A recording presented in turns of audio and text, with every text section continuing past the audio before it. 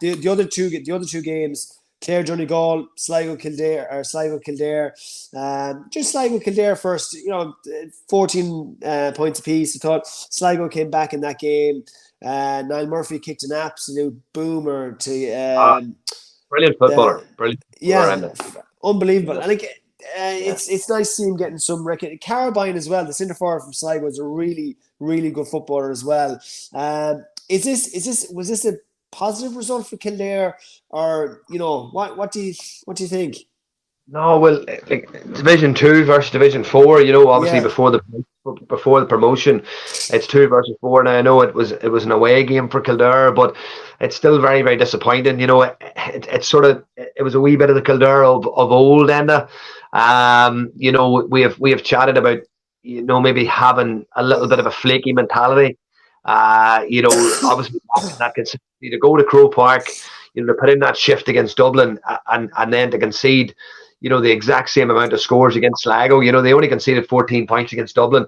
They conceded the exact same against Sligo, who obviously don't pose the same level of offensive threat that Dublin have, and you've just got to be asking questions over maybe that mentality. Was there a complacency in playing Sligo?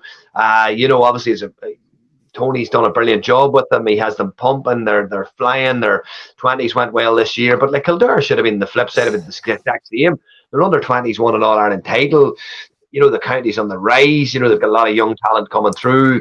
There's a couple of players playing in that team, obviously, as well, that obviously likes Jimmy Cahill and guys like that who have won under 20 titles themselves when Davy Burke was the manager. Yeah. And this is the thing, the footballers are there. I just don't know what is wrong. And I'm not, people in Kildare think I have something against them or something personally, but I don't. I actually just feel that they're a county that's massively, massively underachieving. I think it's a giant just waiting to be awoken. I really do. I fully believe that Kildare football is a giant waiting to be awoken, and with the talent that county has, the athleticism of some of those players, and I just don't know what's missing. I do not know what's missing. And I just felt they were in such a strong winning position late in the game, to throw that away.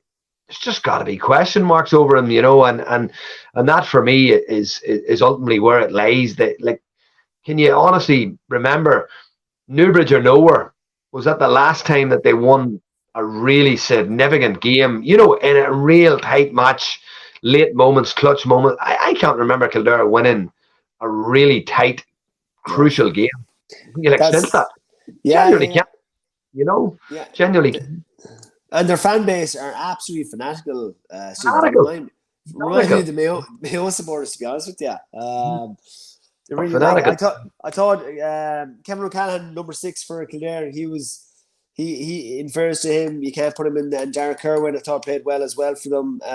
Look, if Kildare don't come out of this group, you'd have to, when you're looking at this group from the start, it'd be a huge, as you said, Division 2, Division 4 there. If Kildare don't come out of this group now, it's an absolute travesty. It could come down to, this is mad, but it actually could come down to who loses the least between Sligo and Dublin. Who loses the least. I know that sounds a bit silly, but they both are going to be in 1 point. I think Roscommon will beat Sligo, and I think Roscommon will beat Kildare. So it could come down to, it could perceivably come down to score difference, obviously, because both teams drew. So one team could possibly go through in 1 point. And look, I'm sure Sligo wouldn't turn down the opportunity of playing another game, against a team of higher quality, obviously, because it'll help them on their trajectory next year to try and stay in Division 3 and establish themselves in Division 3 for a season or two.